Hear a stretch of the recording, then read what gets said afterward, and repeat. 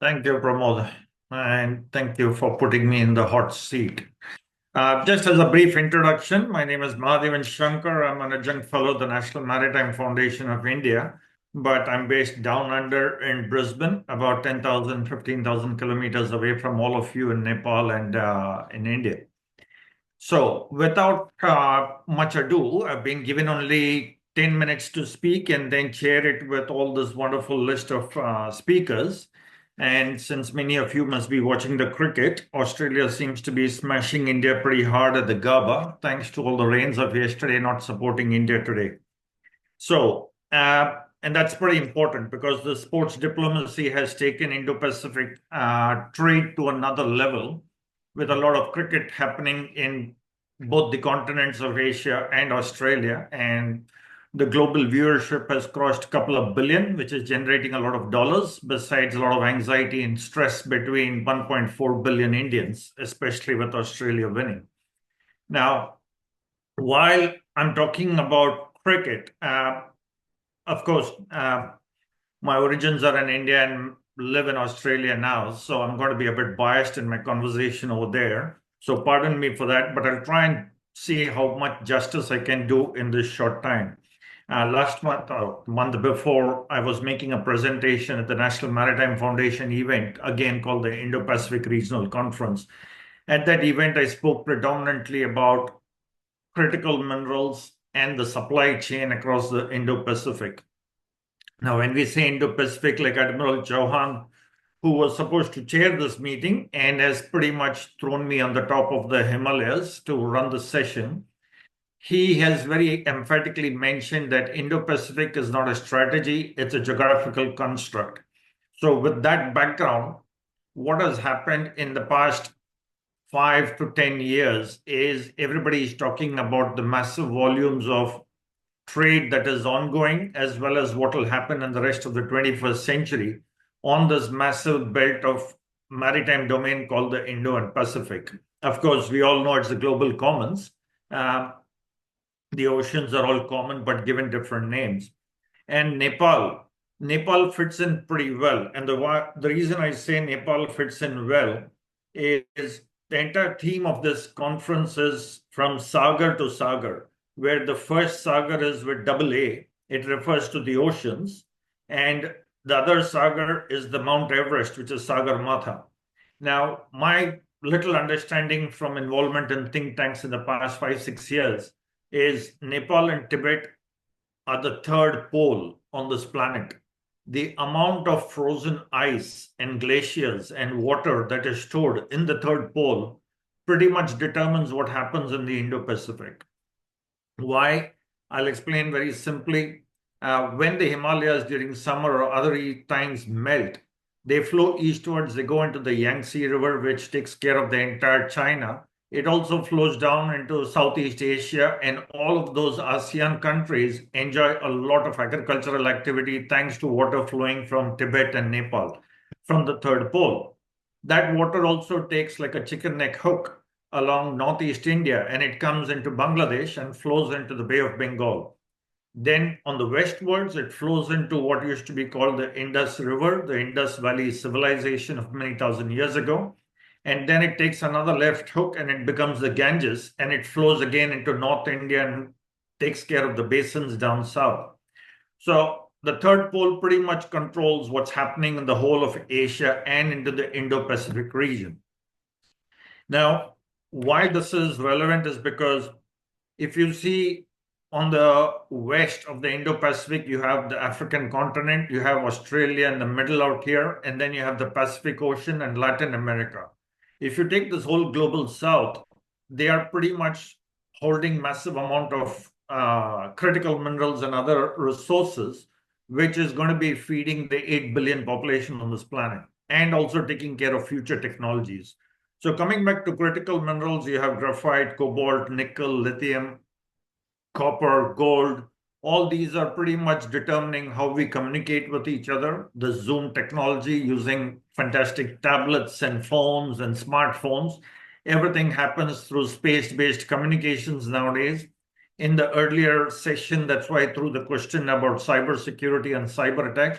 maritime domain doesn't happen only on water. Maritime domain happens deep sea in the oceans in terms of submarine cables as well as deep sea mining. Uh, when I say deep sea mining, there is huge amount of resources in the ocean bed, in the central Indian Ocean bed and in the Pacific region. But there are certain environmental concerns on how we should go deep sea at 5,000, 6,000 meters below the ocean, extract those minerals and use them for the benefit of humanity, whether in healthcare services, whether in technology, whether in agricultural farming, for drone technologies, building ports and infrastructure. So there is a myriad of things that can happen across the maritime domain. In terms of trade, that's where my specialization is. I'm an accidental think tank person, a chartered accountant by profession, but I've traveled around in these countries. When I lived in Papua New Guinea, I traveled a bit to Solomon Islands, New Caledonia, Fiji, the small island nations. And then you have in the Indian Ocean region, you have Maldives, you have Sri Lanka, you have Mauritius, you have a few Seychelles. All of these countries have a massive maritime domain bigger than the size of Europe combined. Now, these maritime nations have massive amount of fisheries and resources which needs to be sustained, which needs to be taken care of. And the bigger economies like the ASEAN economies, Indonesia, then you have India and Southeast Asia, then you have China, you have Australia, you have Japan, the US. All of these rich or growing massive economies have to take care of these smaller nations. How do you take care of them? Sustain their economic development by providing them infrastructure. Now, infrastructure can and has been going on through the Blue Dot network. You got the BRICS Bank that is taking care of infrastructure requirement, providing good loans and funding facilities. You have the Indo-Pacific Oceans Initiative. In fact, the Australian government is putting out some wonderful grants into the Indo-Pacific Oceans Initiative. And all of you researchers out there may want to look it up also, because these grants are towards facilitating the maritime domain. Now, Australia has a vested interest in this. Why? Australia as a continent, the entire east coast is on the Pacific. The entire west coast is on the Indian Ocean. So technically, Australia as a continent takes care of both the sides of this massive global common, on the Indo side and the Pacific side. Now, on the Indian Ocean side, of course, there is huge amount of contestation that's happening out there. We are seeing a lot of weapon systems being deployed out there. Who's going to control what kind of capabilities, and how are these sea lines of communication, the SLOCs, how are these SLOCs going to be secured? Now, there are some choke points. These choke points are the Malacca Straits, then you have the other ones in Indonesia. These choke points pretty much determine almost 60% of maritime domain trade volumes, and also in terms of value. They also determine the energy security of many countries. For example, a few years ago, when I did some research, Australia had more than 90% of refined fuel products coming through the Malacca Straits. Someone chokes that straits, Australia will be back to burning coal and doing barbecues in the wild bush areas. Now, there's need for diversification. So how do you diversify? You create new supply chains. Now, these supply chains have been accentuated and pushed hard by the Quad countries. So there is a particular new concept which has been going on for the past 4 or 5 years called the JAI, Japan, Australia, India, where Japan is going to be putting in some of the money, Australia putting in some of the technologies, and India is saying we have massive amount of skilled labor, let us become a manufacturing base. Now, to avoid that same China plus one scenario, you have countries like Vietnam, Bangladesh, Indonesia, all of them are coming into the manufacturing supply chain, which is great because then you're de-risking the entire Indo-Pacific. Then you have African countries like Mozambique saying, hey, you know what? Why should only the Middle East provide energy? We have massive amount of LNG. We are going to come into it. Talking of which, Australia is currently the largest producer and exporter of LNG, competing with Qatar in the world. How do we do all of this? And how do we get all of this to make it a sustainable, peaceful coexistence is going to be a challenge. And in the interest of time, I'm just going to kind of sum it up by saying the potential is there. It's a question of the political will for all of the geopolitical leadership in this region to come together. Then you have the non-region actors like the European Union and UK who also want to have a say on it, because what happens in the Indo-Pacific waters maritime domain impacts their existence up north in the northern hemisphere. You have the International Seabed Authority, which is taking care of a lot of licenses and approvals for deep sea mining. And last but not the least, there is a lot of regional groupings like the BRICS, the IPOI, the Trans-Pacific Partnership. How can all of these synergize themselves to make sure the maritime domain trade routes will be continuing for the rest of the 21st century? So I'll stop there in the interest of shutting up in 10 minutes. And what I would like to do is invite the rest of the speakers in the order of how the program schedule is.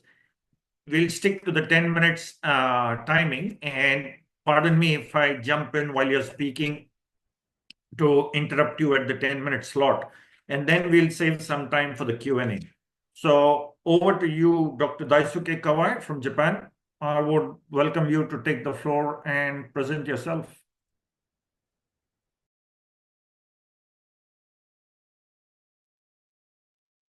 Good afternoon, everyone. First of all, I would like to extend to the Nepal Institute for International Cooperation and Engagement. Am I audible? Since this session title, so thank you so much to the chair, Mahadevan. Since this session title is leveraging the blue economy, enhancing trade routes and the maritime infrastructure in the Indian Oceans, if I remember correctly. And I'll be sharing perspectives of how Japan integrates sustainable infrastructure development, advanced port technologies, and ESG-oriented financing to foster a more resilient maritime environment. As you know, the Indian Ocean forms a vital artery of international commerce and resource exchange. So its importance is underscored by the volume of energy supplies, and as the chair mentioned a little bit, and the goods flowing between Africa, Middle East, and Asia. But yet the region also faces significant challenges, including climate change, maritime pollution, and marine pollution and infrastructure gaps. So as a key maritime nation with heavy reliance on stable sea lanes, Japan has long championed initiatives that align economic, environmental, and societal priorities in ocean-related development. So Japan's efforts rest on a few fundamental pillars, which is quality infrastructure investment and port modernization in the free and open Indo-Pacific vision. And these are evolving green bond market that increasingly direct fund towards ocean sustainability. So the concept of a quality infrastructure is essential to how Japan plans and finances project abroad, particularly through the organizations such as Japan International Cooperation Agency, JICA, and the Japan Bank for International Cooperation, JBIC. So quality infrastructure entails far more than constructing facilities. It involves evaluating project entire life cycle to ensure the climate resilience, this socio-economic inclusivities, and the robust governance. So rather than developing standalone ports without a follow-up plan, these principles aim to integrate sustainable design and local stakeholder engagement and through environment assessment from the outset. So one of the examples is the Mahadevan port development project in Bangladesh. A JICA-supported deep-sea port designed to handle large container traffic.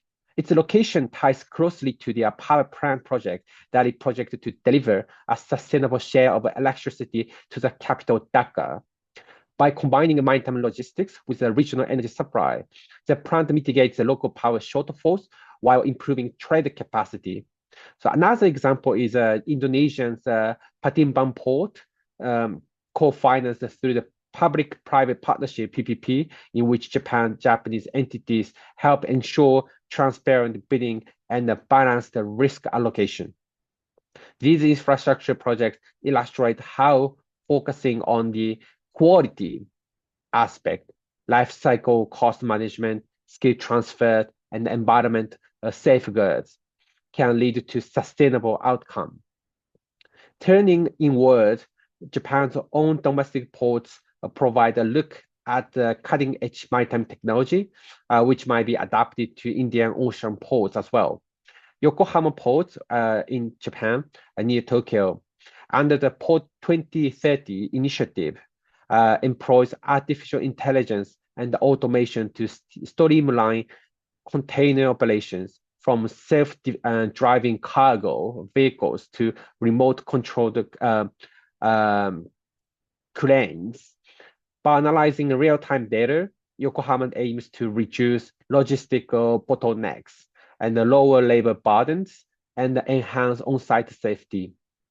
Similarly, Kobe Port has a piloted IoT solution to track cargo status in real time, enabling more efficient cargo routing and a better supply chain visibility.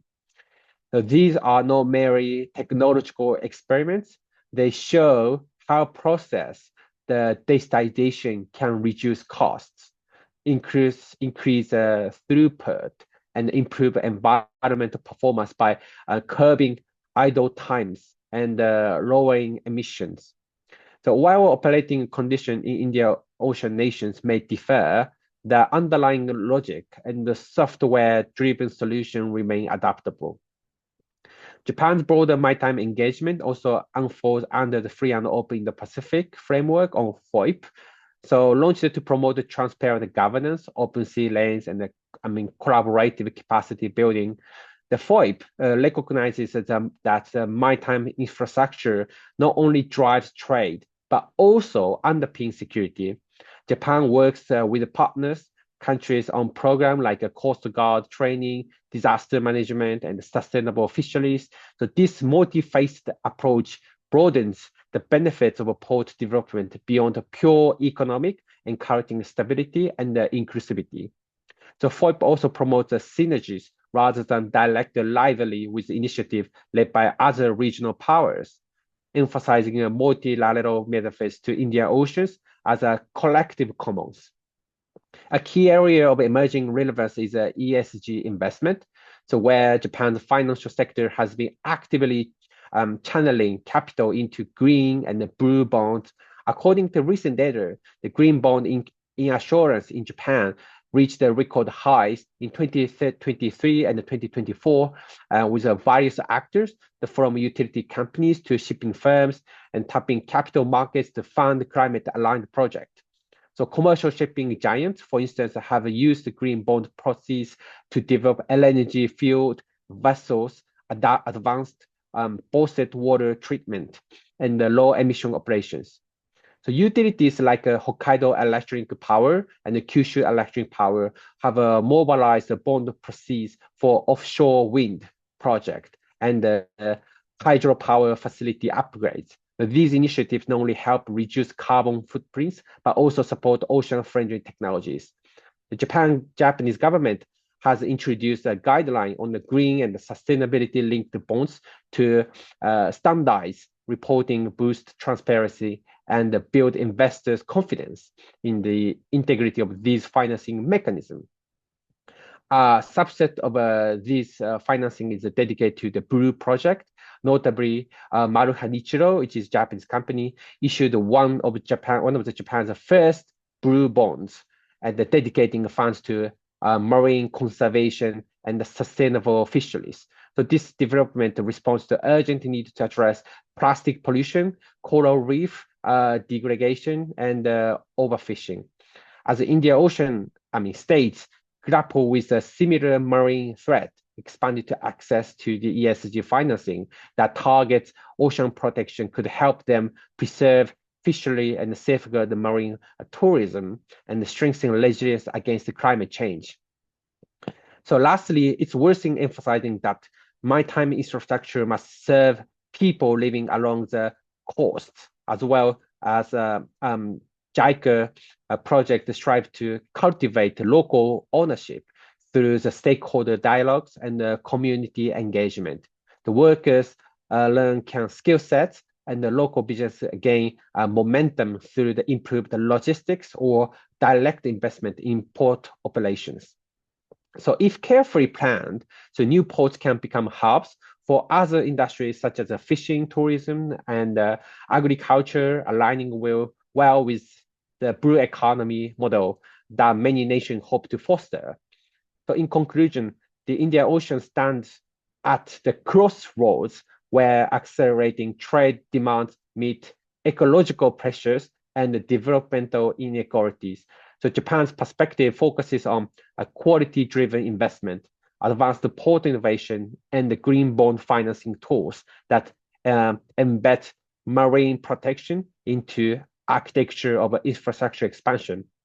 We recognize there is no simple formula to replicate these models across vastly different nations' contexts, but nevertheless, the core principle, life cycle plan, transparency, community benefits, and the synergy with ESG finance can guide more sustainable outcomes.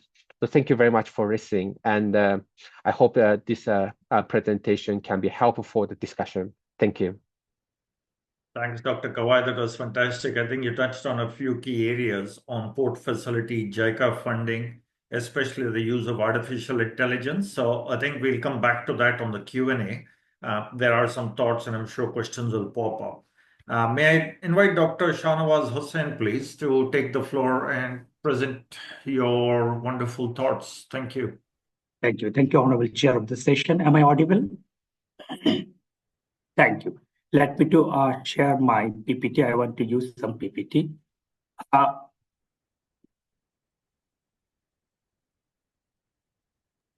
Is that visible? Yep. You want to get it onto full screen mode at the bottom, that icon? Okay. Just at the bottom of your screen, that icon next to the sizing. Okay, next to the sizing. Go right to the bottom of take your mouse down. I'll tell you where to, at the bottom right-hand side. Yes. You see that little icon? You can make it full screen. Can't see the full screen here. Beside the notes, you can see the below the slide. There's a notes. Right. Then you can see the icons. Yeah, at the bottom. Okay, share you around. see the word notes, the fourth icon after that. Okay, fourth icon of the notes. Share. You mean the dot area? Sorry, I can't find it here. Does the NICE team have your IT software, your presentation? They have also. So let me to do it full screen. Look at the bottom of your screen, the word notes, right at the bottom of your screen. You see the word notes? Do you see the percentage of your battery at the bottom right-hand corner? Yes, I can see that one. I can see that one. Go to the left and you see the first icon out there. That is your full slide presentation. After the percentage, ignore that little bar and the first one, click there, you'll go to full screen. No. Okay, let's continue with this. We'll see how the IT team can work it out. Okay, let me just see whether I can. Okay, no. Thank you. Sorry for the inconvenience. Thank you, Honorable Chair of this session. And let me also thank Nepal Institute for International Cooperation and Engagement NICE, and also particularly Dr. Pramod Jaiswal, Research Director of NICE. I think the talk from my previous speaker as well as the chair of the session has created some ground for my presentation, so I will skip some of the things. In my presentation, I am particularly going to focus on connecting Indian Ocean and the Bay of Bengal potentials and way forward.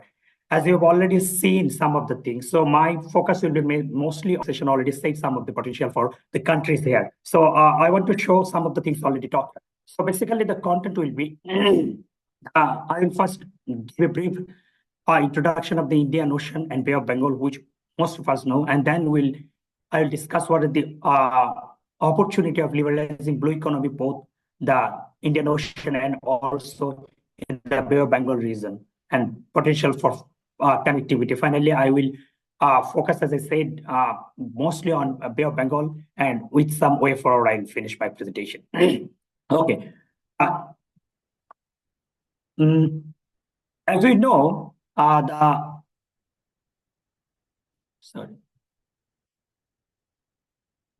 Bay of Bengal region in particular, the Indian Ocean, which is about approximately 72 million square kilometer and roughly square kilometer, and roughly about 20% of the global 20% of the global ocean. The Indian Ocean is the third largest ocean after the Pacific and the Atlantic. It is more than 20% of the world GDP will be from the Indian Ocean by 2050, one study said, and estimated at least 20.8 billion equivalent of gross marine products will be shipped through this one. Indian Ocean economy is accounted for about 35% of the global iron production. Thus, my main point from this slide is that Indian Ocean is a very important route for not only for this region as well as for the world economy. Similarly, if we move to the Bay of Bengal region, Bay of Bengal Ocean or Bay of Bengal, we can see it formed about 120 million years ago, an enormous water body with an area of about 217 hectares. It covered around 1,000 miles. So the Bay of Bengal countries consist 1.7 billion, or around 20% of the global population. So again, here is a huge population and market is connected through this. As the Honorable Chair and the previous speaker, Dr. Daisuke, rightly mentioned some of the points. I want to show a picture here. I don't know how much you can see here. If you can see, the left picture basically shows the Indian Ocean, which is a gateway for the Bay of Bengal, and the right picture shows how Bay of Bengal is connecting the whole region. I mean, the South Asia as well as the South Asia. Thus, we can see basically from Bay of Bengal to Indian Ocean and then Pacific Ocean and to Atlantic. This whole area is connected to the world by to this ocean. So I can say rightly this session or this conference named as Connecting Sagar to Sagar has a lot of potential for this area or region. We go next. Particularly, if I now focus on the Bay of Bengal, it connects, as I said, particularly India, Bangladesh, Myanmar, Thailand. And this area is basically a huge connection point, as previous speaker said, also through Malacca Strait is a connecting point to the rest of the world. So Malacca Strait is for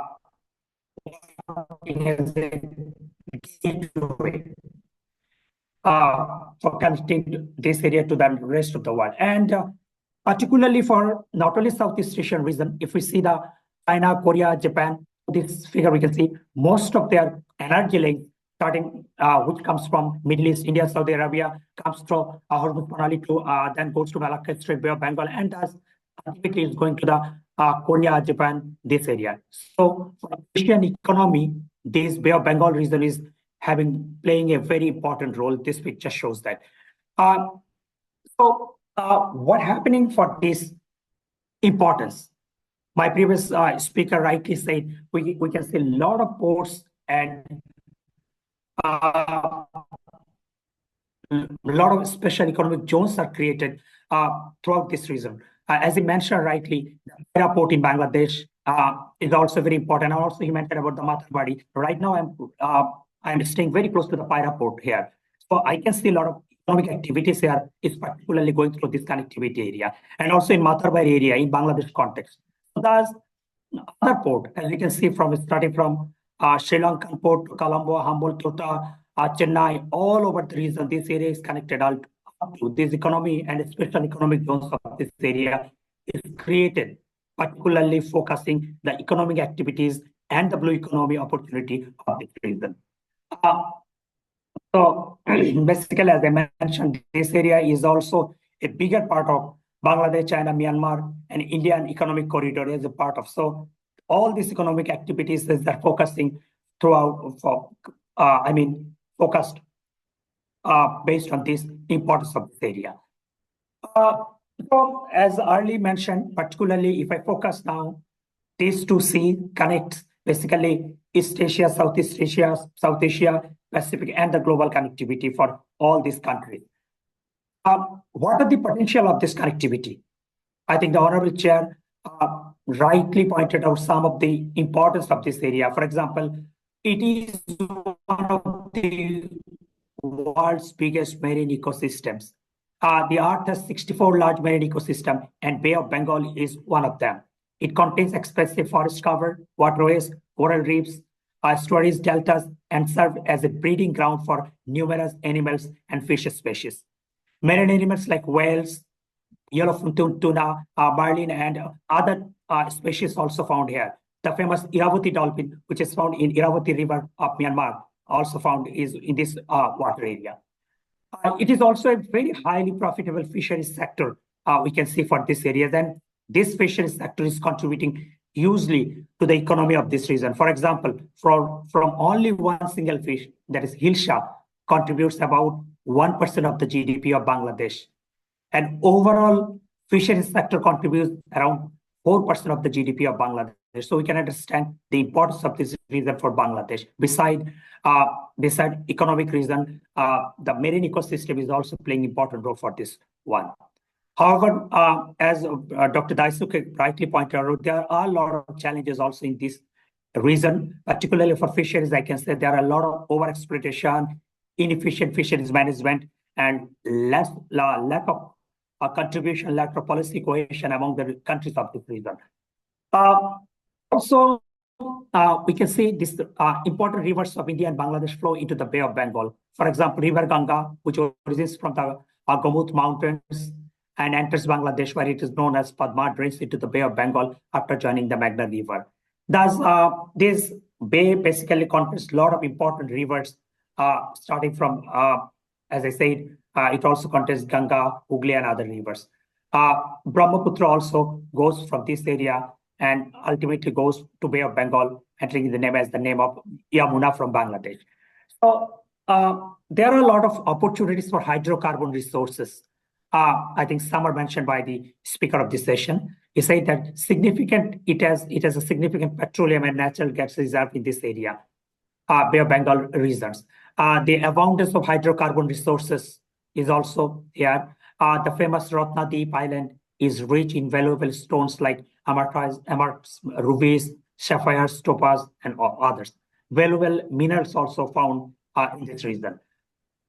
It is also a geostrategic gateway for many countries. As we know, there are a lot of geostrategical things that are happening only due to the importance of this area. It is central to the regional organizations like ASEAN are created to force cooperation in trade, security, economic, and cultural matters. Bangladesh, India, and China have signed several naval agreements with Malaysia, Indonesia, Thailand for preventing terrorism and piracy in the Bay of Bengal area. It is estimated that tourism around the Bay of Bengal can generate a revenue of about $200 billion for the countries of this region. Thus, this area has a lot of potential. It is dotted with more than 16 major ports. As I said, I will overlook this one, as I already mentioned this one. A lot of ports are connected, and a lot of new port activities new ports are built to connect this region.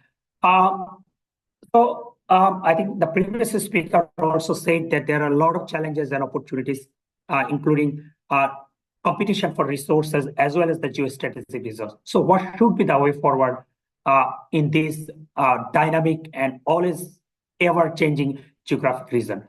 If I can summarize, I just want to show this famous noodle ball of Asian geographical connectivity. We know Asia or South Asia, Southeast Asia, or East Asia has a lot of regional mechanisms, starting from SARC to ASEAN, the big things, and others, many others. But one of the things I just want to mention here, whenever we try to solve something with a bigger thing and we fail due to our internal or bilateral conflict, we try to make another shorter organization.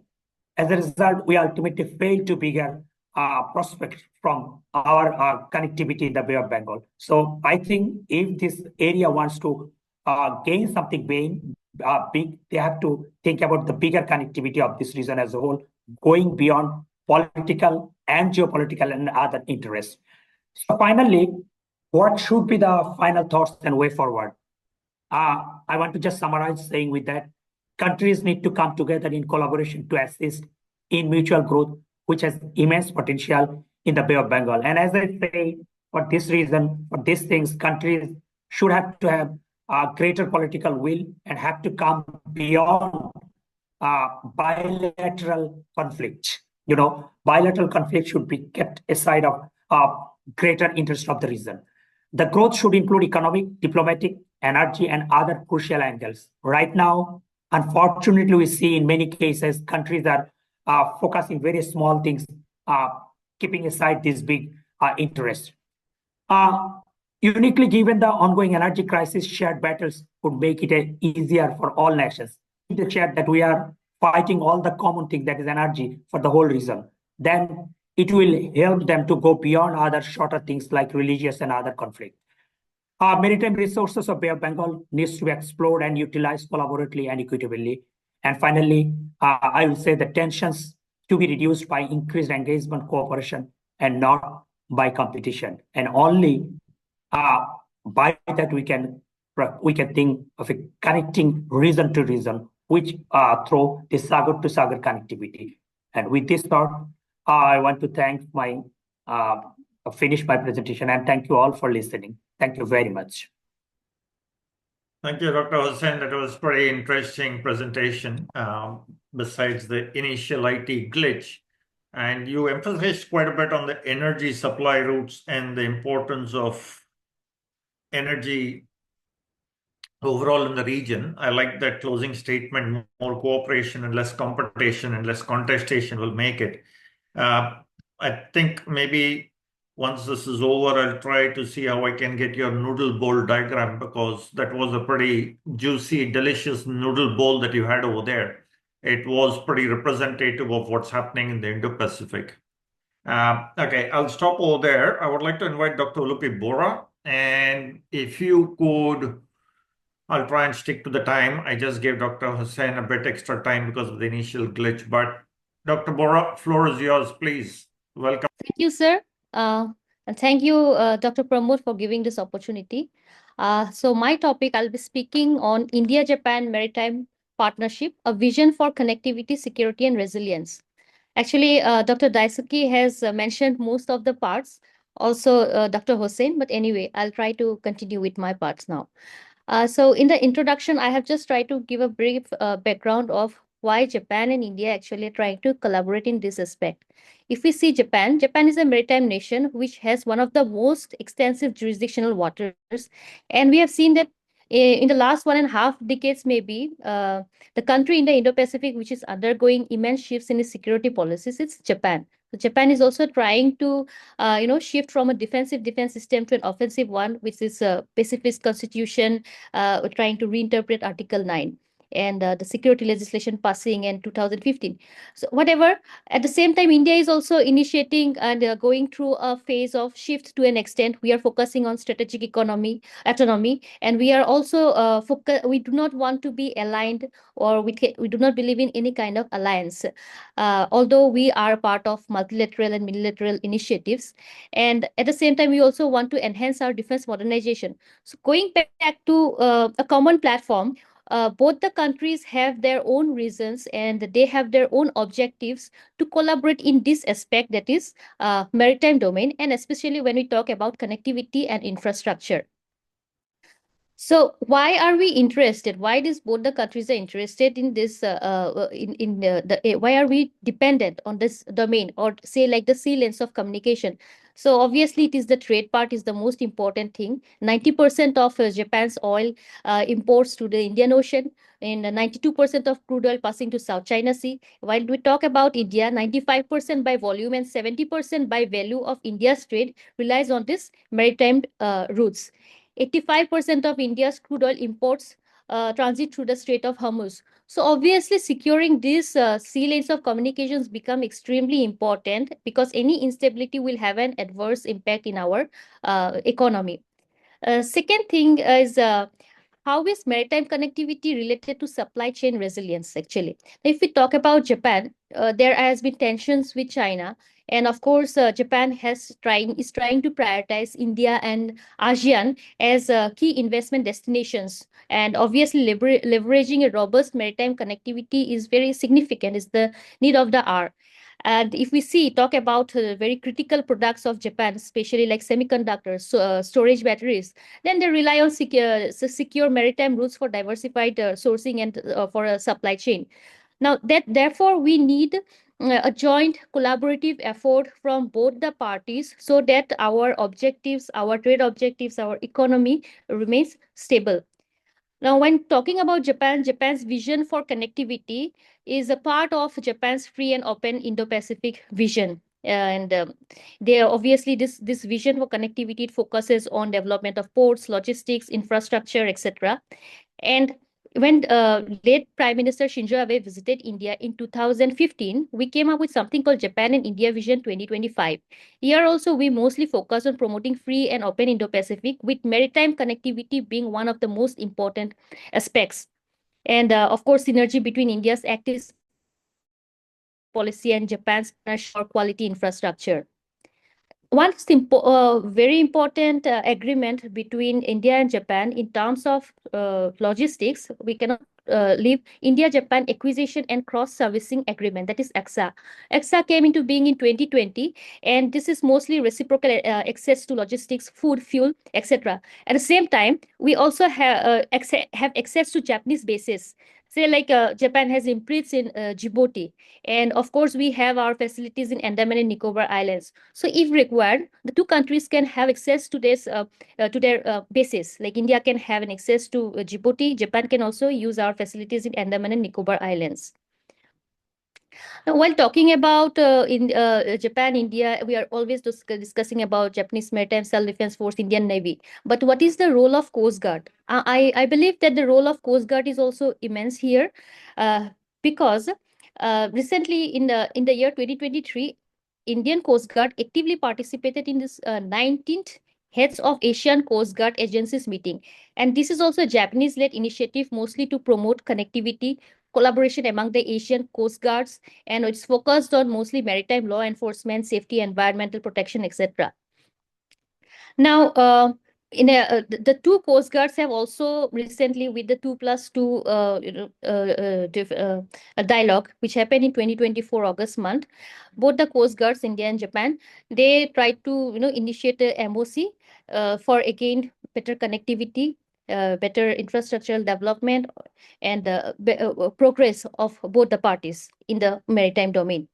Now, joint statement highlights, another joint statement was also signed during this 2+2 dialogue, and highlights that we will again collaborate in terms of ship maintenance.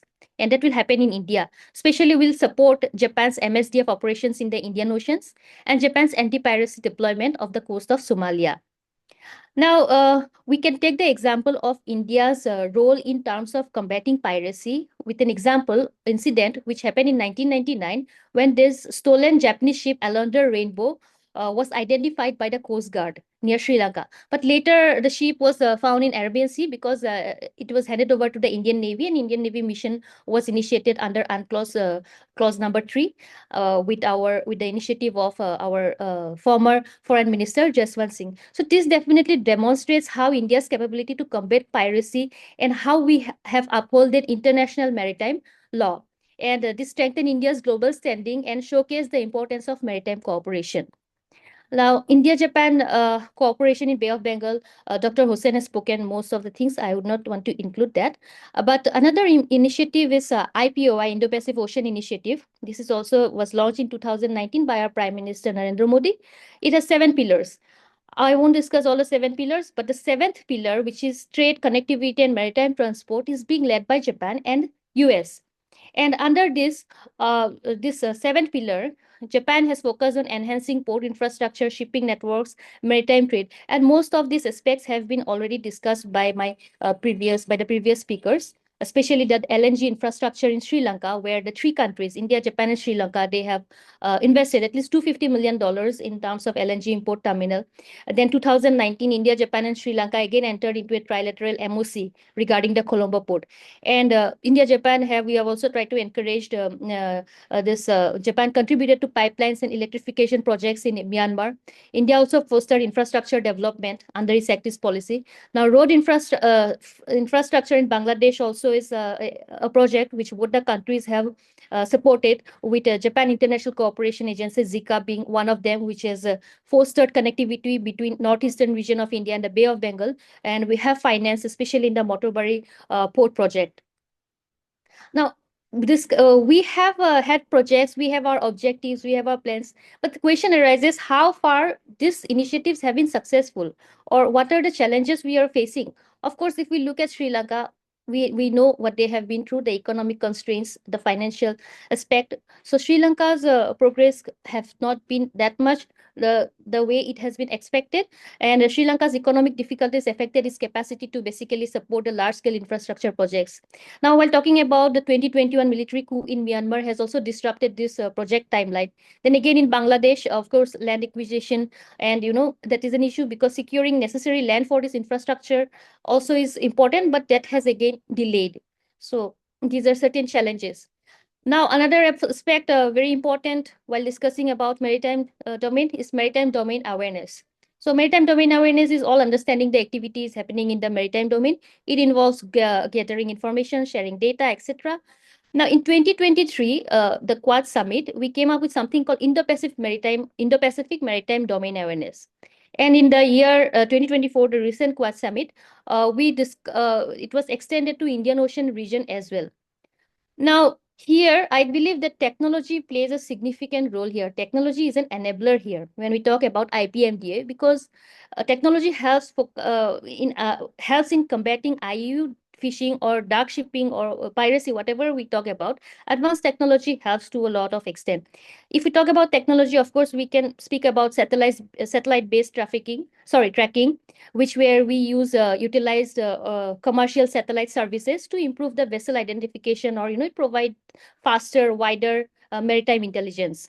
Then information fusion centers are equally important. IFC, IOR, which we already have in Gurugram in India, and Japan also has it, MSIL.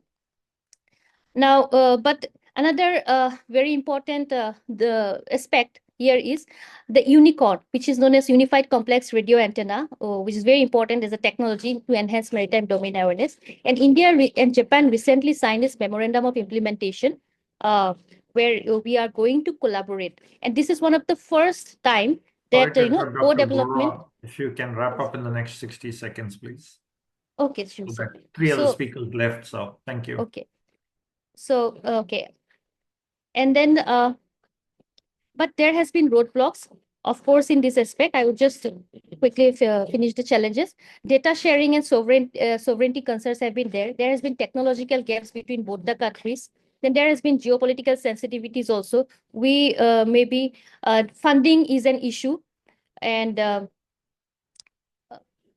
now, quickly, I will just mention about the Asia-Africa Growth Corridor also, where we wanted to focus on infrastructure and infrastructure development. But here also we have funding issues, and that is why our execution has got delayed.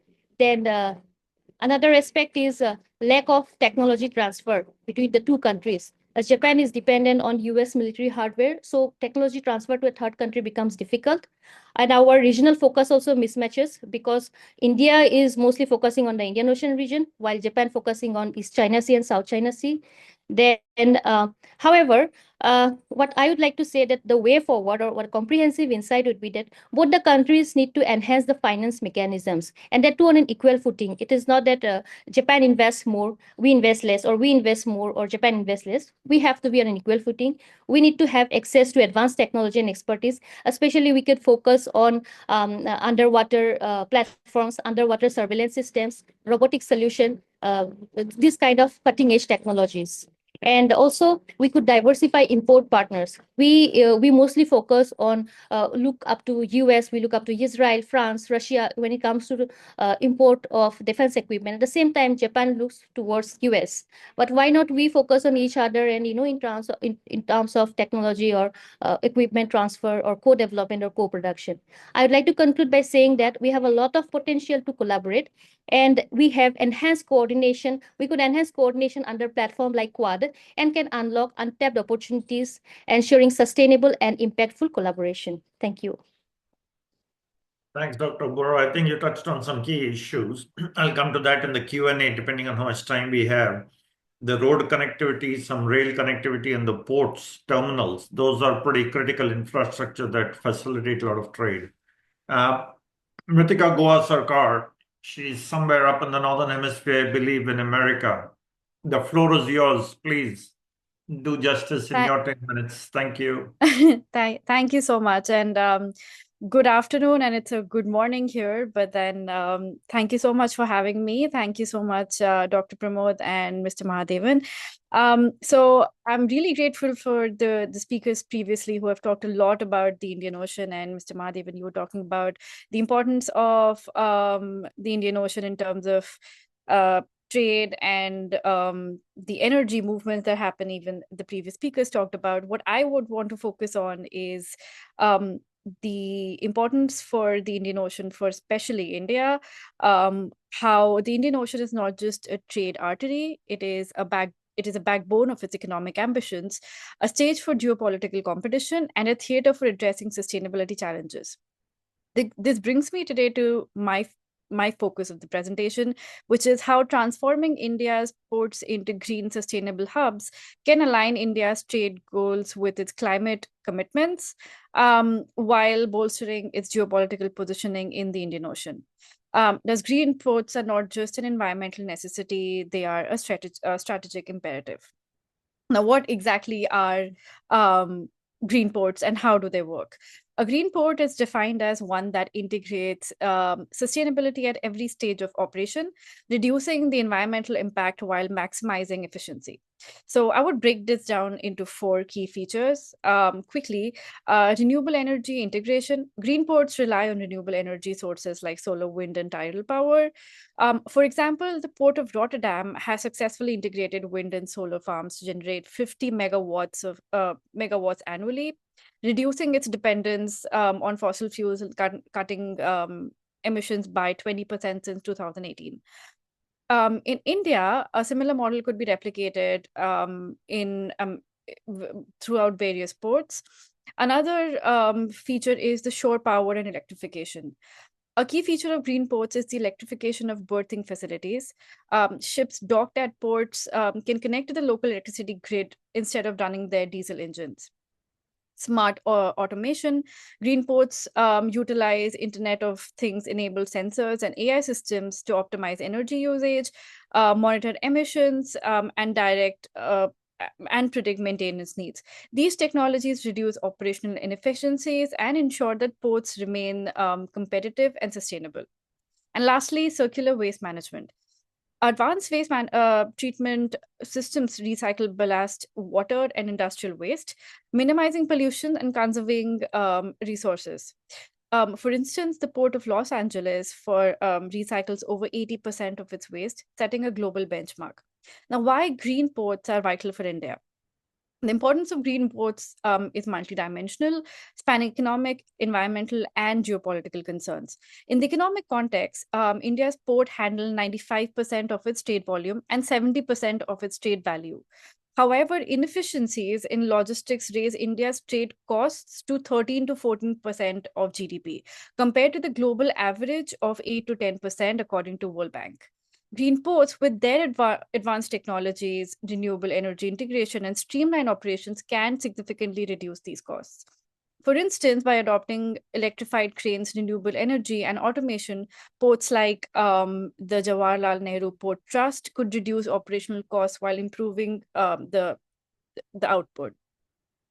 Modernizing Indian ports for sustainability would also attract global shipping lines, which increasingly prioritize global neutral supply chains. The environmental necessity. Ports and maritime logistics are significant contributors to environmental degradation. Ships idling at berths emit harmful pollutants, including sulfur oxides and nitrogen oxides. Poor ballast water management contributes to marine biodiversity loss. Rising sea levels driven by climate change threaten port infrastructure in cities like Mumbai and Chennai.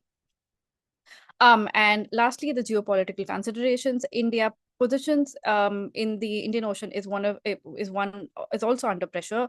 China's Belt and Road Initiative has developed strategically positioned ports like Hambantota in Sri Lanka and Gwadar in Pakistan. These ports, equipped with modern infrastructure, draw regional trade flows and project Chinese influence. India's response could include the creation of technologically advanced, eco-friendly ports that not only meet global environmental standards, but also position India as a favorable hub for trade in the region. When we come to other strategic value of green ports, the green ports can actually strengthen trade corridors. If we look at the potential of linking through maritime corridors with Africa and ASEAN nations, which would make India a key player in global trade. These corridors could bypass traditional choke points, diversifying trade routes with reducing geopolitical risks, as well as global South leadership, where developing nations grapple with dual challenges of economic growth and climate action. India can lead, for example, showcasing its green ports as model for balancing sustainability and trade.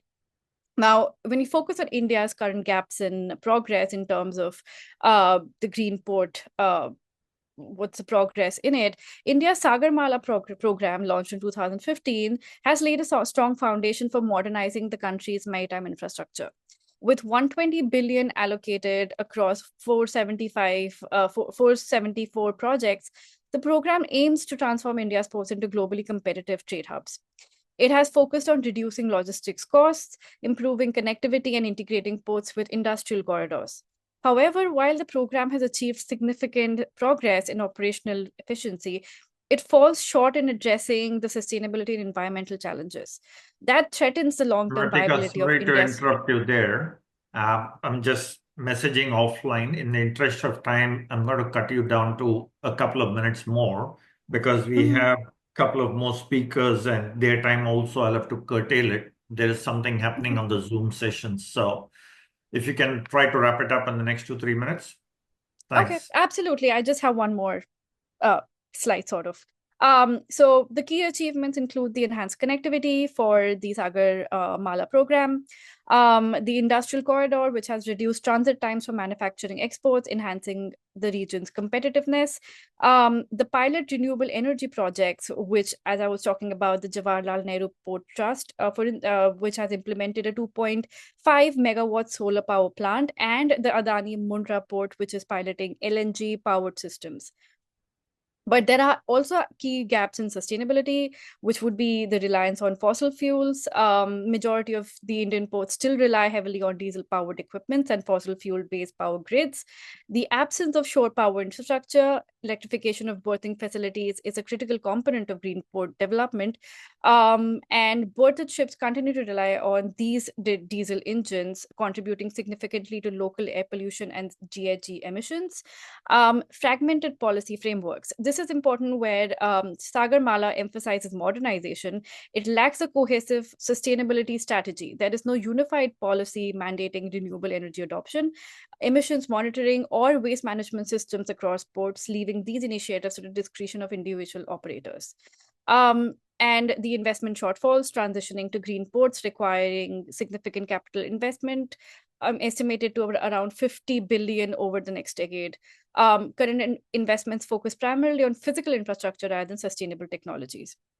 Now, what could be a roadmap for transforming India's ports into the green hubs? This is my concluding thought, but then I just want to explore a bit on it. To address these gaps, India could adopt a varied phased approach that aligns modernization with sustainability. The transformation of ports into green hubs require both structural reforms and targeted investments. The first could be scaling renewable energy. where solar and wind projects already piloted at ports like the Jawaharlal Nehru Port Trust need to be scaled nationally. Coastal states like Tamil Nadu and Gujarat, with the vast wind energy potential, are ideally positioned to host offshore wind farms that can power port operations sustainably. Electrifying berthing facilities, installing shore power systems where docked ships draw electricity from grid rather than running diesel engines would drastically cut emissions. For example, California's ports have reduced emissions by 50,000 tons annually through mandatory shore power adoption. A similar mandate for Indian ports, supported by government subsidies or tax incentives, could catalyze the transition. Another would be driving public-private partnership. Financing green technologies at ports requires substantial private sector involvement. Adani's Mundra port, which is piloting LNG-based systems, demonstrates the potential for PPPs to fund low-emission infrastructure. Establishing a regional green port alliance, where India must position itself as a leader in sustainable maritime development by spearheading a Green Ports Alliance in the Indian Ocean, collaborating with countries like Sri Lanka, Indonesia, and Kenya, would enable resource pooling, technology sharing, and the creation of sustainable trade corridor. These 4 pillars provide a clear and actionable framework to transform India's ports into global benchmark for green logistics. And for the interest of time, I think I would just wrap up my presentation here. Thanks, Mrittika. Very kind of you. You went on like the famous Bollywood singer Shankar Mahadevan. You went breathless. You just went on. That's good. But I just got clarification from Pramod Jaiswal. Looks like he went into a bit of a freak mode, and apparently the time deadline was for someone else. So anyway, good. But you raised some important key points. I'm going to come to that on the waste management and the hydrogen technologies, because these are definitely going to be changing the way we do trade, especially on the maritime domain. If the shipping companies can transform themselves into hydrogen cells and use it on the ships, how and where it impacts the ports, especially the VLCC ships, and what kind of trade volumes that go on over there. So I'll come back to you. We do have time, which is the good news. If I can invite Nafisa, Lutfa to take the floor and share some of your wisdom, so that we do not end up in a bit of a time stress like Pramod just put me under in the past 5 minutes. So are you there? Yeah. Yep. Am I audible? The floor is yours. 10 minutes. Please go. Okay. Thank you. Good evening to my honorable distinguished guests and maritime stakeholders. We are all here to collaborate and share our knowledge to enhance our cooperation and collaboration centering this Indian Ocean. Last month in Bangladesh, we held a Bay of Bengal conversation. And in that conversation, I was a very active role player, because I was working there as a advice giver. But in that case, I have seen the most of the panelist members, they were saturated. No, none of them actually talked on Bay of Bengal. They were talking about piracy and many other things, plethora of focal point, but not focus on the Bay of Bengal. Actually, because we forget that maritime strategy or maritime security is an integral part of our national security. And when it comes to ocean of the world, it is a vast and mysterious space, and increasingly becoming the focus of intense economic, strategic, and environmental attention. This is particularly true for Indian Ocean. And it's not only a bed of water, rather I would say it is turning into a field where stakeholders like USA, China, Japan, Australia, they are coming and participating, and the competition is increasing, and it will turn into a fiasco in the coming days. As we are here talking about blue economy, we need to understand what blue economy actually is.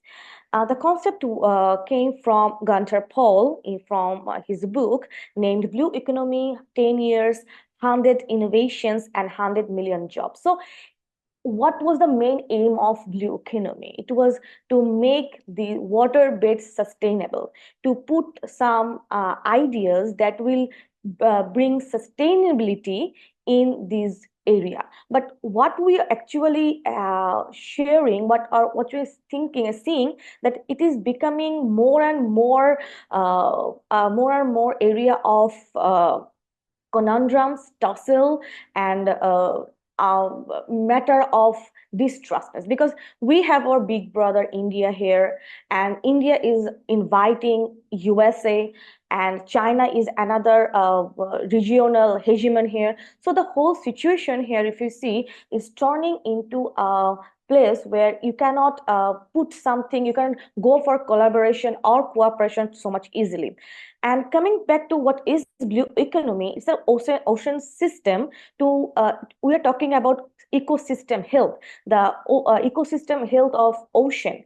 And if you see what World Bank is talking about, they are saying it is a sustainable way of preserving our ocean. European Commission is talking about coast, seas, ocean, climate change, fisheries. See, all there are a plethora of places to work, but we actually don't know where to work, where to collaborate.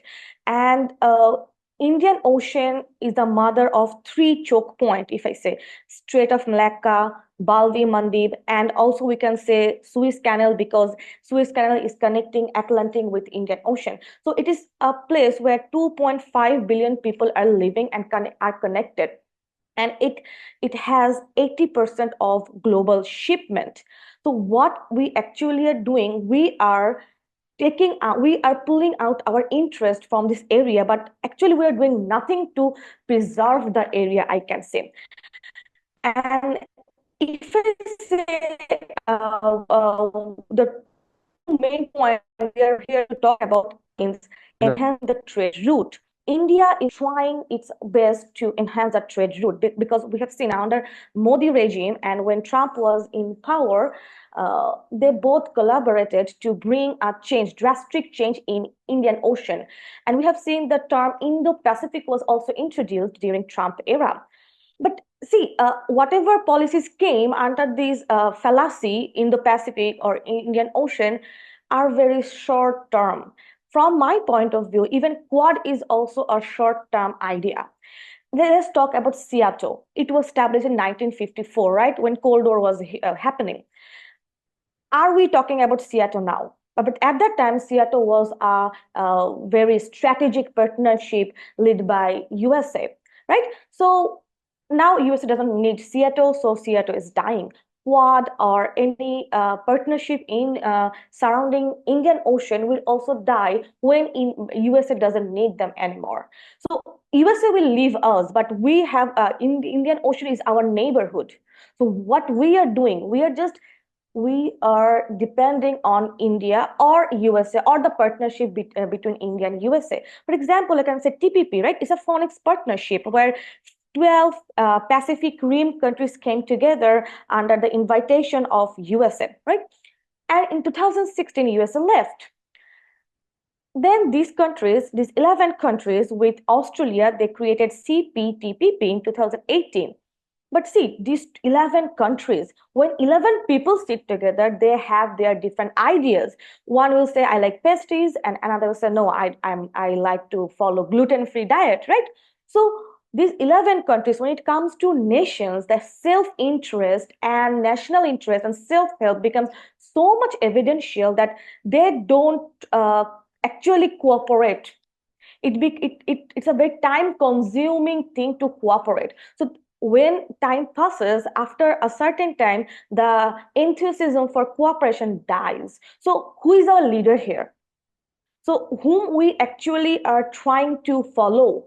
Another one was in 2012, Indo-Pacific Economic Framework for Prosperity, which came under Joe Biden, right? 14 nations were there.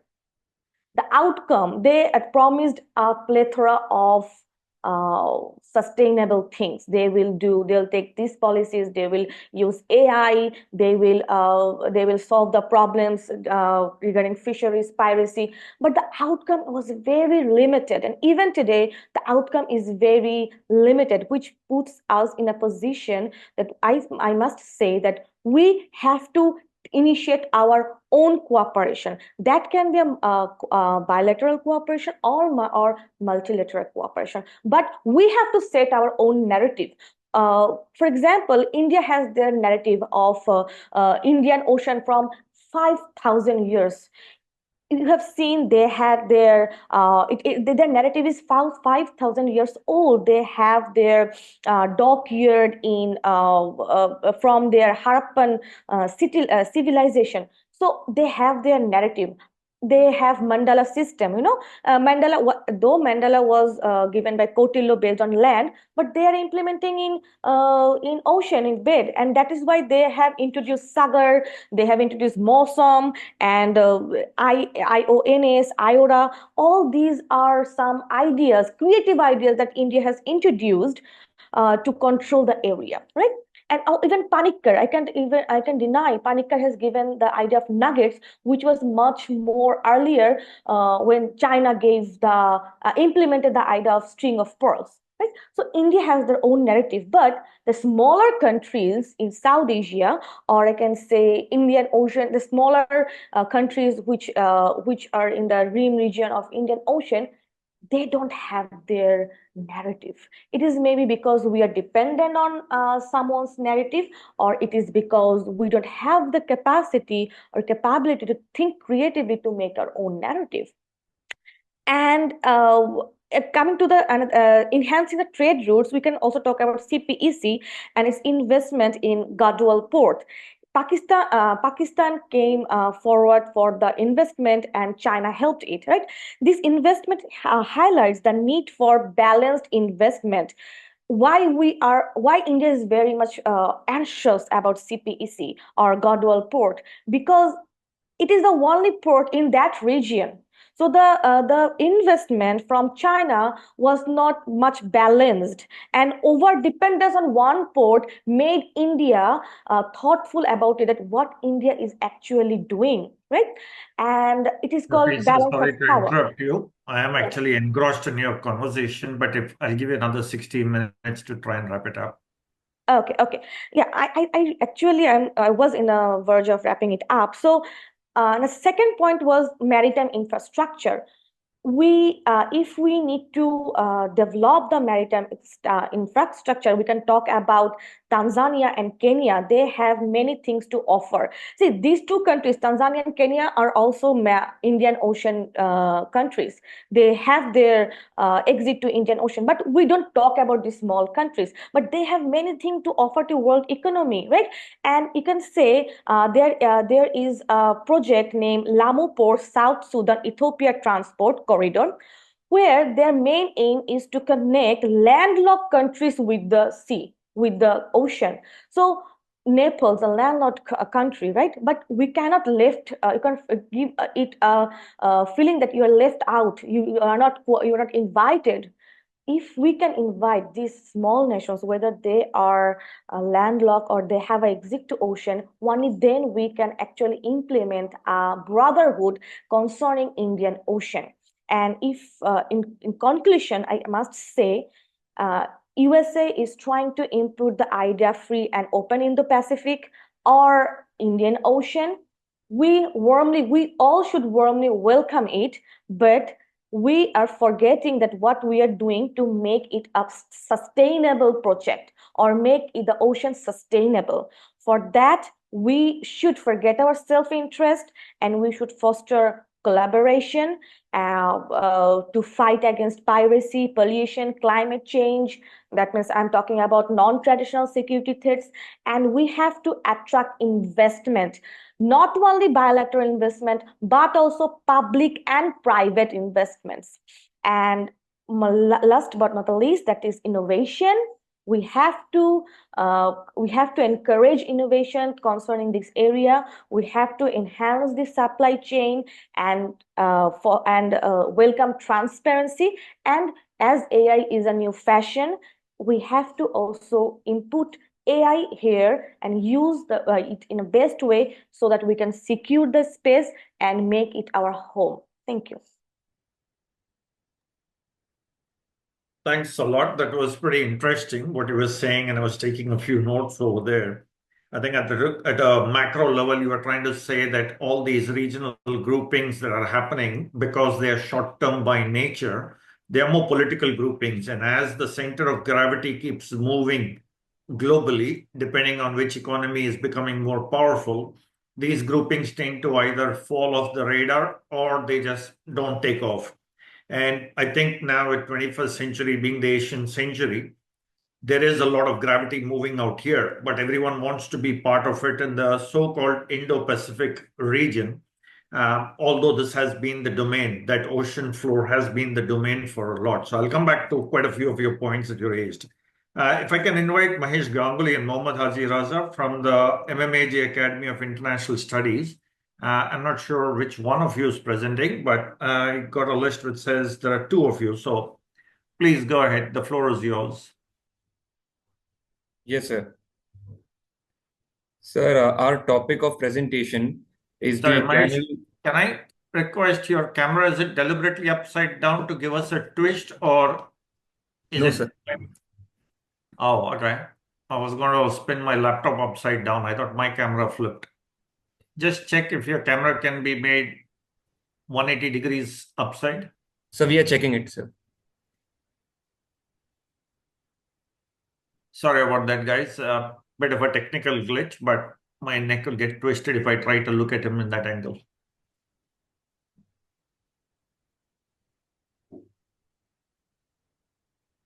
Talk about Indo-Pacific. He came across like a submarine on the screen, suddenly upside down. So I thought that was Mr. Pramod Jaiswal testing my skills. Excuse me, sir. I think you can rejoin the meeting, Mahesh, sir, and I think the camera will work fine. Sure, Ah, sure, there sir. we go. While Mahesh is doing that, can I suggest for the earlier speakers to just go through a couple of the questions that have been put over there? I think one's to Dr. Hossain and one is to Dr. Kawai. Have a read through those questions, and maybe when we get the Q&A session started, we got just about 10, maximum 12 minutes left. So Mahesh, if you want to skip the video part of it and go ahead with your presentation, then we can stick to our timeline. Otherwise, we may end up losing some time there. Okay, sir. Thanks, Mahesh. Go ahead. Sir, the presentation's topic is the Canal Conundrum and Indo-Pacific, understanding the importance of Kra Canal project in present political rivalry between China and India. As we know that for many years, the Kra Canal project had been mooted as a game changer for Thailand's economy and current geo-economics and political landscape of the Indo-Pacific. If the project come in reality, it will not only allow China to bypass the Malacca dilemma by diverting its oil and gas flows from Straits of Malacca, but it would also speed up the PLA Navy's entry to the Indian Ocean from the South China Sea. Now, what is the significance or what is the strategic significance of Kra Canal? The Kra Canal would considerably cut down shipping distances and prices for vessels transporting from the Pacific to the Indian Ocean. As we know, that the Straits of Malacca currently transport 80% of the world's maritime trade, making it susceptible to congestion and piracy. So by offering an alternative rule, the Kra Canal could enhance regional trade efficiency. And it will also shorten the shipping routes by approximately cutting 1,200 kilometers and bring billions in fuel and transit costs saving each year. So it will also solve the Malacca dilemma that China faces currently as a country without independence in oil and gas imports via the Straits of Malacca. As we know that not just China will find an alternative route of energy imports for naval deployment of the Indian Ocean, it will also enhance China's ability to project its power in the Indian Ocean and Indo-Pacific region. So what India can do? India can shoulder its responsibility and join hands with several nations like USA, Japan, and Australia, and deploy a multilateral approach so that we can counter the strategic dominance of China in the Andaman Sea. Heightened Chinese influence in the region would require a wider naval capability and a stronger alliance partnership. So what are the opportunities before India? India, by participating in the development of the Kra Canal, India could count on support of Quad partners with BIMSTEC member states. And economic integration with Southeast Asia is in response to the growing need for closer relations with the rest of the world and necessity to prepare for one of the world's fastest growing regions. Now, what are the challenges for India? If China invests in the Kra Canal, then it could gain a tight grip around India strategically in the Andaman Sea. And it could, the Chinese naval activities could intensify in the waters of India's eastern coastline. So because of the involvement, the canal guarantees environment. It also brings challenges to the environmental susceptibility while securing its maritime interest. To address Thailand's internal political sensitivity and to suit Thai national interest, India will have to collaborate effectively. So, what could be India's strategic approach? India could, of course, having already said about India could shoulder the responsibility of promoting a multilateral approach, which means working together with the Quad countries as well as the BIMSTEC, all while maintaining its own strategic freedom to reject any or all the BRI, so that the Kra Canal remains a neutral commercial waterway rather than a strategic choke point in the hands of a single power. As we know, the principle of Quad is freedom and rule-based order in Indo-Pacific region. So together, India and Japan, USA and Australia, along with Thailand, can jointly come together and find an alternative financier in the Kra Canal region. To safeguard interest of India, India must improve its operational readiness of its Andaman and Nicobar Command. To conclude, while the Kra Canal project offers opportunities to India about the trade efficiency and regional connectivity, there are challenges such as environmental sustainability.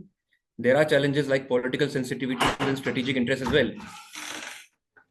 The canal is an opportunity for India to stamp its mark, but it also presents a quandary of how to balance China's incursion in the Indian Ocean. For India, if the Kra Canal is a catalyst for regional development and not a source of geopolitics, then it can take some multilateral approach, leverage platforms such as Quad and BIMSTEC, and invest in a strategic infrastructure to make it so. Thank you, sir. I'm done with my presentation. Thanks a lot, Mahesh. That was fantastic. I think that's the best time management, better than me, I guess. So we got another 5 minutes, 6 minutes. Can I request the panelists to light up your videos and unmute yourself, because I'm going to combine the 2-3 questions on the chat and try to make it a generic question, because the theme I'm seeing across is Japan has funded quite a bit of the infrastructure along the Indo-Pacific region domain, including the small countries and big countries like India.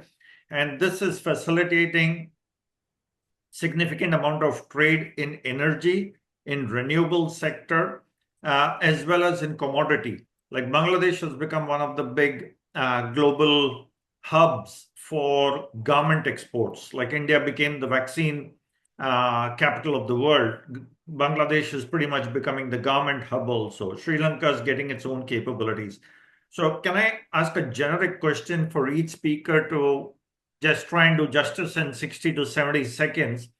What do you think is the way forward using Japan's funding and technologies, Australia's resources, and the skilled manpower that's there in the ASEAN region, South Asia, and how can the small island nations piggyback on the bandwagon and make some good revenue for themselves? So, Dr. Kawai, I'll start from you and we'll go in the same order. Thank you, Chair. So when it comes to the funding from Japan in the critical tech and investing in the Southeast Asia countries. So as you may know, Japan is dedicating to the economic security, which encompasses the innovation of critical technologies. And one of the pillars Japan is pushing is investing in 10 billion Japanese yen in the critical tech to foster the innovation. In line with that, Japan is willing to fund critical technologies and with like-minded nations to develop new technologies. But problem here is that even though we are willing to manufacture the basement in Southeast Asia or other countries, putting the technology there,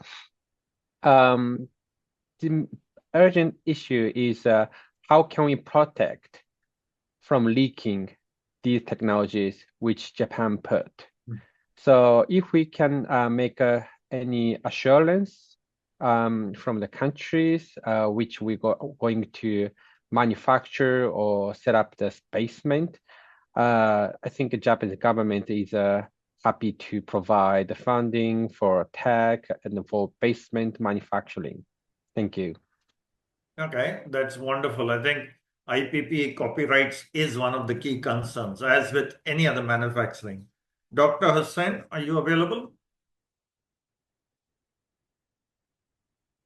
Okay, while we're waiting for Dr. Hossain to come back, Dr. Borah, you want to share your Thank you. I am available. okay. Just let me to say, as you said, that what role can be done for small countries, yeah, and Japan's role can be done. Is that your question?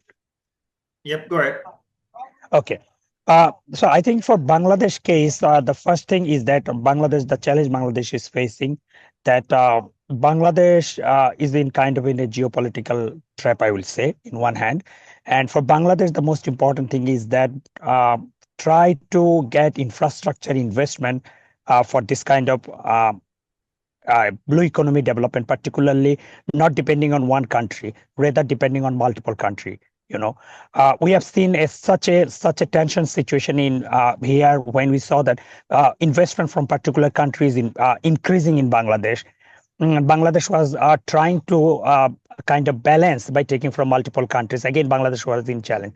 So first thing, definitely Bangladesh don't have their own capacity to use infrastructure development. So in that case, Japanese investment certainly has a lot of confidence among the Bangladeshi people. But there are some investment which has created some of the challenges, some of the controversies. For example, as I say, some of the one I want to mention particularly related to that coal-fired power plant that Japan wanted to invest. So for Japan, they have to really understand the pulse of the people and shouldn't go for investment which will create some of the controversy.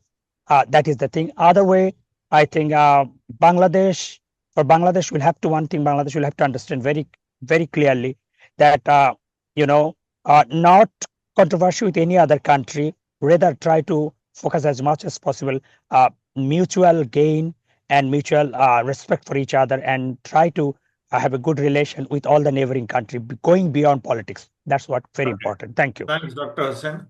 Dr. Borah, your thoughts? Yeah, thank you. Thank you, sir. I would like to focus on the technology aspect, considering Japan to be one of the technologically advanced countries. So first of all, since you have mentioned about the small island nations, for example, say like Palau. So I think India, Japan, or Japan that way could focus on something called radio access network. That is mostly telecommunications. Then in Fiji, something like early warning system because of the environmental degradation and climate change. These are the issues which the small island nations are facing. When we talk about surveillance system, especially say like patrolling aircrafts and all, they use certain advanced devices including sensors and microcontrollers which use semiconductors.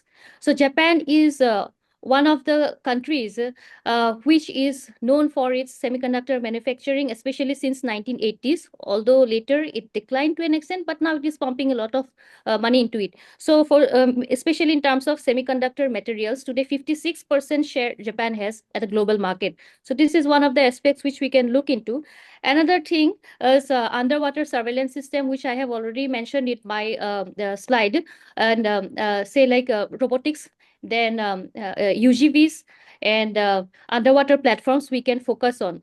Then the fourth point is, of course, the stealth technology. Japan is very much known for it. And obviously, I have also mentioned it in my slide where India has already signed an MOI. But I think it is not that something should be between India and MOI for radio antennas, which is called Unicorn. But I think in the Indo-Pacific region, both the countries as being part of Quad, using the Quad framework also, and also the Free and Open Indo-Pacific framework. The third and the fourth pillar also talks about advanced technology. So I think these platforms could be used to leverage the technology aspect of Japan at a larger level. I think that's pretty interesting what you just said, and I'll try and discuss this with Pramod later.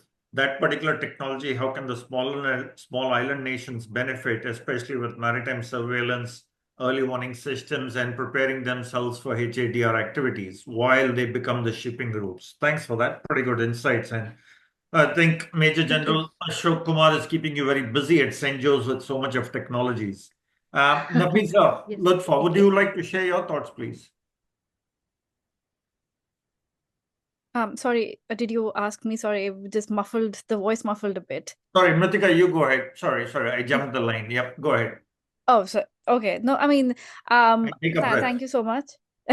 Thank you so much. I think Dr. Borah, all my thoughts, a lot of my thoughts were actually said by Dr. Borah, but then I really liked her points about the Japanese technologies, and my thoughts were Japanese technologies in especially renewable energy, disaster resilience, and urban planning. I know that Dr. Borah talked a lot about the disaster resilience. I would just like to add that countries like India can also partner with Japan in terms of the disaster management. When we talk about earthquake resilient buildings, early warning systems, you can have Indian partnerships to enhance regional resistance.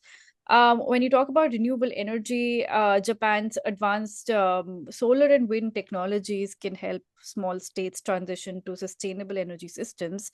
Here, countries like India could facilitate